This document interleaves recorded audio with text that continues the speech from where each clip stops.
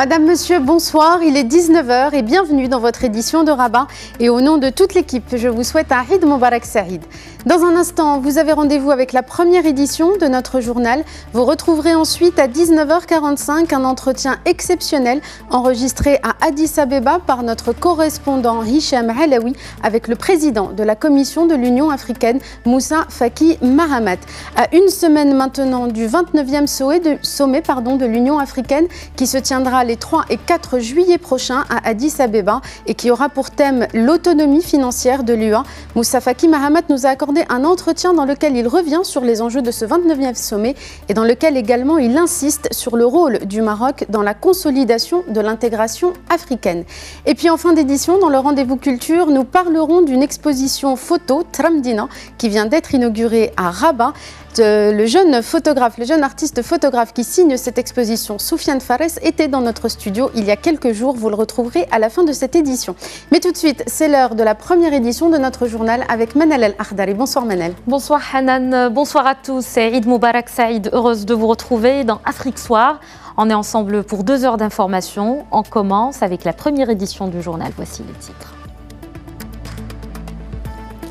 À la une de cette édition, le Maroc célèbre aujourd'hui Eid al-Fitr. Notre équipe de Tanger a rejoint une famille fière de ses traditions. Un moment de partage et une ambiance de recueillement à suivre dans cette édition.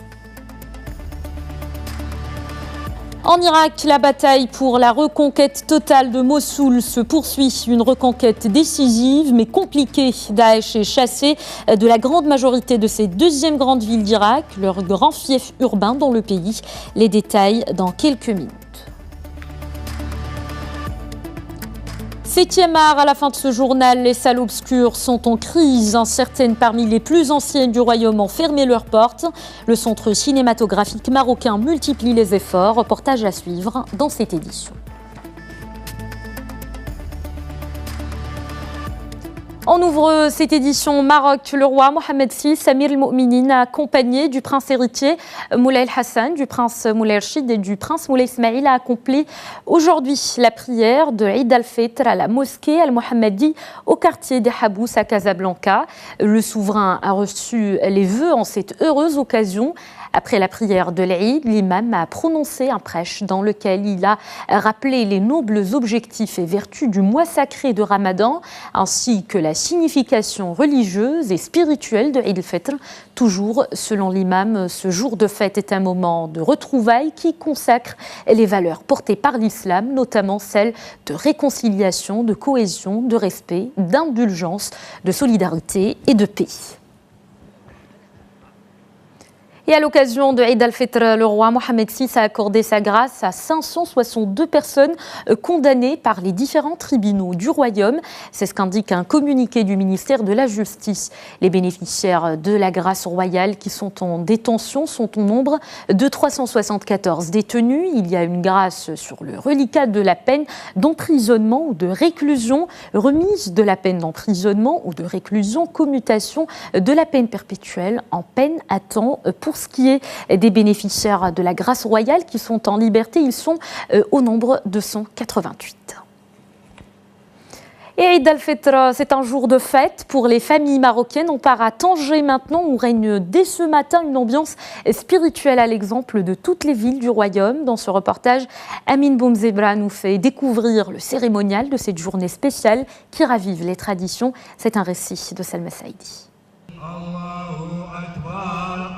Très tôt le matin, et dans une atmosphère empreinte de reconnaissance envers Dieu, plusieurs fidèles se rassemblent dans les mosquées pour la prière de l'Eid. Une prière collective qui marque la fin d'un mois de jeûne, un mois de réconciliation et de spiritualité. Devant une foule recueillie, les imams n'ont pas manqué dans leur prêche de rappeler les fidèles à rester attachés aux valeurs de fraternité, d'entraide et de solidarité. Je souhaite paix et sérénité à tous les Marocains et une bonne fête à toute la communauté musulmane. Je présente mes meilleurs vœux au peuple marocain et à toute la communauté arabe à l'occasion de l'Aïd el-Fitr.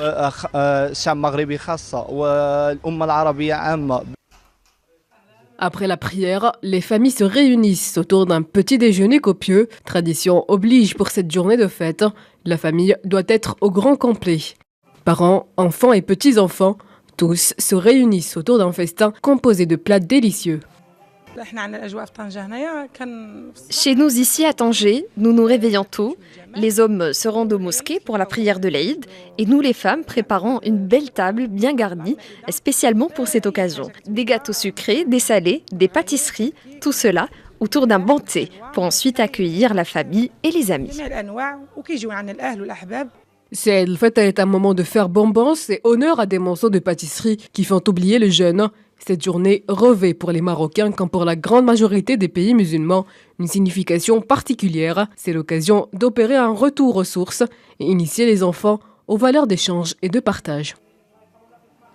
On reste au Maroc et on parle politique cette fois-ci. Le roi Mohamed VI a présidé hier au Palais Royal à Casablanca un conseil des ministres. Le souverain a fait part au gouvernement et aux ministres concernés par le programme d'Al-Hoceima Manarat al-Mutawassit de sa déception et de sa préoccupation au sujet de la non-réalisation des projets de développement dans les délais impartis. Les précisions avec Férouz Bentalb.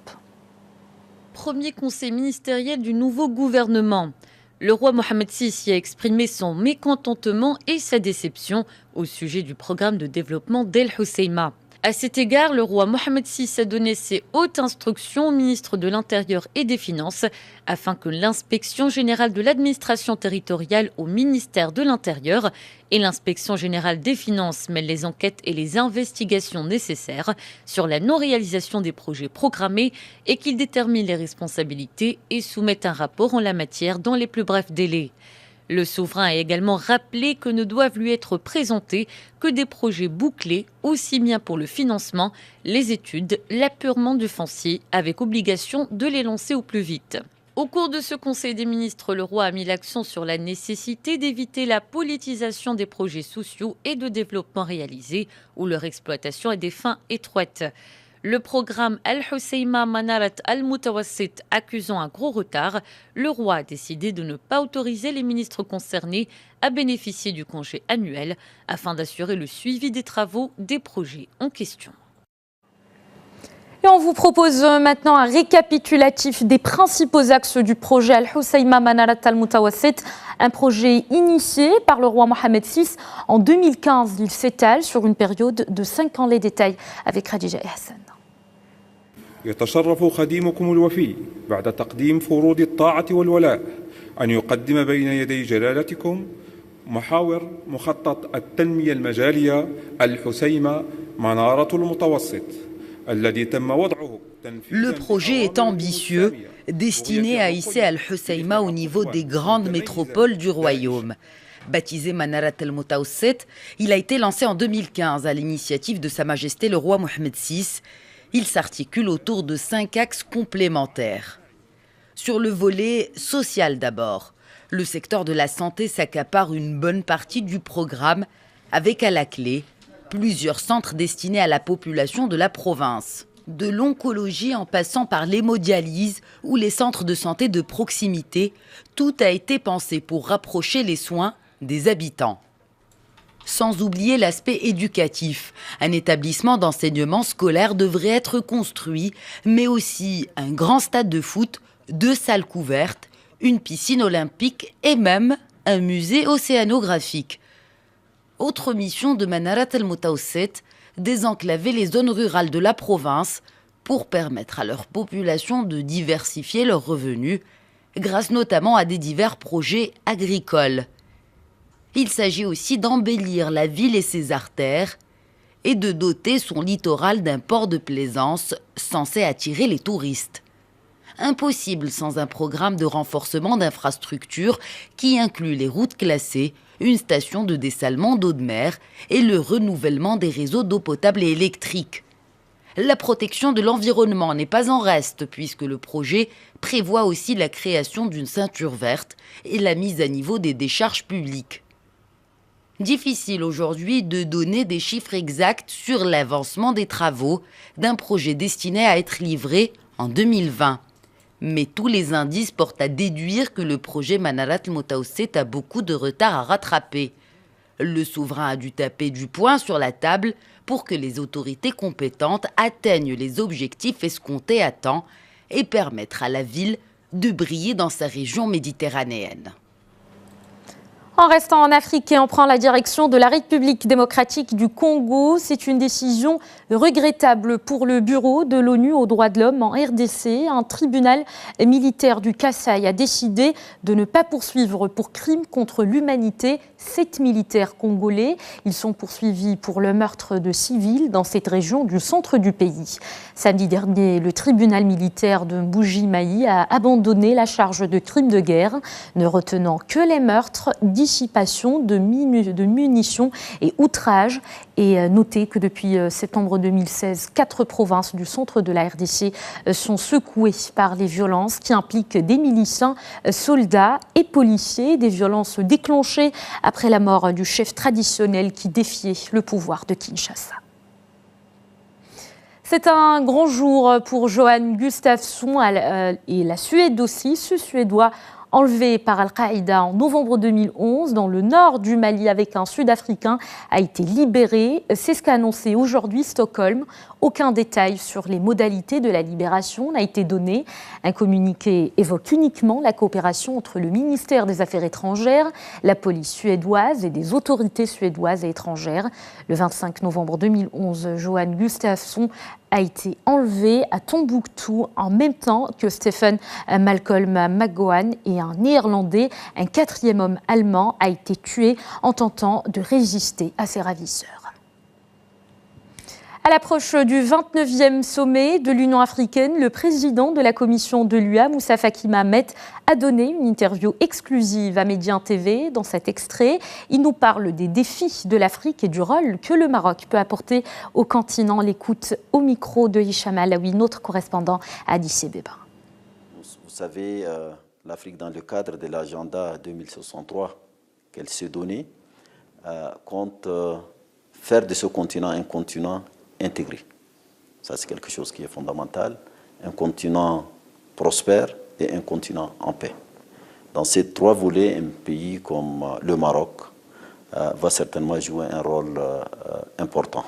Et donc, nous attendons une participation active du Royaume du Maroc et dans la vie de la commission, de l'organisation et dans la coopération, redynamiser l'économie africaine, les économies africaines pour faire face à la mondialisation qui, vous le savez, demande de nous, demande de ce continent, plus de solidarité pour pouvoir avoir droit au chapitre, si je peux m'exprimer ainsi.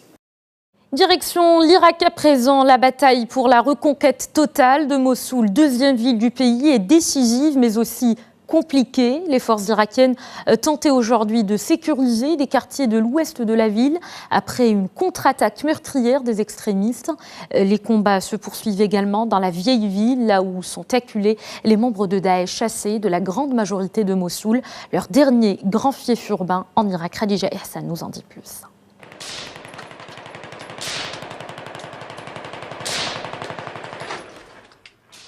Pas de répit pour ces snipers des forces irakiennes. Même en jour de fête, les combats continuent dans ces quartiers ouest de la ville de Mossoul. En face, la résistance est farouche. Les combattants de Daesh ont même réussi à lancer des attaques au sein des quartiers d'où ils avaient été chassés. Le bilan de ces attaques reste indéterminé.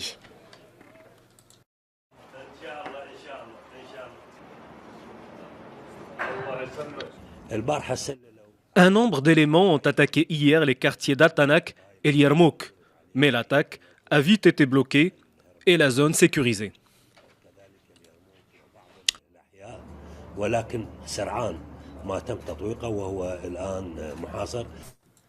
Le commandement irakien et son allié américain ont le même constat. Libérer Mossoul n'est pas mission facile. Ce qui la complique davantage, les combattants de l'EI utiliseraient la population comme bouclier humain. Il serait en effet 350 à essayer de se fendre dans les foules des réfugiés qui avaient fui les combats et qui tentent de regagner leur foyer. Les habitants de la ville irakienne, ancien bastion de l'EI, gardent toutefois espoir d'une libération imminente, Ils tentent de remonter le moral des troupes à base de fleurs et d'offrandes, gage de leur sympathie envers leurs libérateurs. Mais la guerre est loin d'être terminée. Daesh continue d'occuper en Irak des régions dans les provinces de Ninive, Kirkouk et Al-Anbar. On quitte l'Irak pour les États-Unis. C'est déjà une victoire pour le président américain Donald Trump. La Cour suprême des États-Unis a remis aujourd'hui partiellement en vigueur le décret anti-immigration, un projet très controversé de Donald Trump à l'encontre de 6 pays majoritairement musulmans, en attendant de l'examiner en audience à l'automne. Le décret interdit l'entrée aux États-Unis des ressortissants de la Syrie, Libye, Iran, Soudan, Somalie et Yémen. Il s'applique désormais vis-à-vis de quiconque n'ayant pas établi de relation de bonne foi avec une personne ou une entité aux États-Unis. Concrètement, tout habitant de ces 6 pays totalement inconnus des autorités américaines se verra refuser l'accès au territoire des États-Unis. C'est la décision des 9 sages de la Cour suprême. On enchaîne avec ce drame en Colombie. Un naufrage soudain d'un bateau de tourisme sur le lac de Guatapé a fait hier au moins 6 morts et 16 disparus. Les secouristes ont repris aujourd'hui la recherche des corps. Selon le dernier bilan, il y a 144 rescapés, dont 3 sont hospitalisés dans un état stable, selon le directeur de l'unité nationale pour la gestion des catastrophes. La municipalité de Guatapé a décrété 3 jours de deuil. Pour l'heure, les autorités ignorent encore les raisons du naufrage de ce bateau qui transportait environ 170 personnes. Ce site est très apprécié des Colombiens qui aiment s'y rendre pour effectuer des promenades en bateau, pêcher ou pratiquer le jet ski. Un mot de justice à présent. Google est dans le collimateur de Bruxelles. Et la Commission européenne s'apprête à infliger cette semaine une amende record à l'entreprise américaine. Google aurait abusé de sa position dominante pour favoriser son comparateur de prix Google Shopping. De son côté, le géant américain promet de continuer à travailler de façon constructive avec l'exécutif européen. Il estime que ces innovations dans le commerce en ligne sont bonnes pour les acheteurs, les détaillants et la concurrence. Dans un cas d'abus de position dominante, l'amende la plus importante jamais prononcée par Bruxelles s'élève à un peu plus d'1 milliard d'euros contre le géant américain des puces informatiques Intel et remonte à 2009. Un mot de 7e art avant de se quitter. Au Maroc, les salles de cinéma souffrent de la baisse de la fréquentation. Certaines parmi les plus anciennes ont carrément fermé leurs portes. Pour le centre cinématographique marocain, les opérations de sauvetage sont primordiales. C'est un reportage de Saïd Khan et Driss Ben Issa sur un récit de Férouz Ben Talb. Portes closes, verrous rouillés et affiches délabrées. La salle de cinéma qui, jadis, nous délivrait la beauté de l'image, en affiche une bien piètre aujourd'hui. L'évolution des moyens technologiques et le piratage ont, entre autres, contribué à la dégradation du statut de la salle de cinéma et ont fait rétrécir la liste de ses adeptes. C'est devenu individuel. Il n'y a plus ce rituel du père qui emmène ses enfants ou encore sa femme regarder un film au cinéma. Faire évoluer les salles de cinéma et garder intacte leur magie est la préoccupation principale de l'instance de tutelle. Le soutien et le renouveau sont les bases essentielles de la stratégie du centre cinématographique marocain. La plupart de ces salles sont la propriété de particuliers, ce qui peut rendre leur sauvetage assez compliqué. Nous essayons de trouver les fonds nécessaires pour aider les investisseurs. Comme vous le savez, le domaine culturel n'est pas rentable. De ce fait, il est difficile de trouver un investisseur qui daigne apporter un montant important pour lequel il prend crédit et au final, ne pas le rentabiliser. Les producteurs de cinéma, à leur tour, portent en eux la souffrance des salles de 7e art. Ici, l'exemple d'un producteur qui a repensé la manière de distribution dans un effort de séduire de nouveau le public réticent. Le rôle des producteurs, avec la crise dont souffrent les salles de cinéma au Maroc, est d'imaginer et de penser des solutions aux problèmes de la distribution, afin d'œuvrer à la réconciliation avec le public. Tel est l'état du cinéma de nos jours. Des sièges vides et le repli d'un art noble qui attend que son industrie se développe au Maroc et sauve, avec elle, les salles comme les employés. Voilà pour cette édition. Dans un instant, le journal de l'économie en compagnie de Oumaïma Sbila, tout de suite sur Média TV.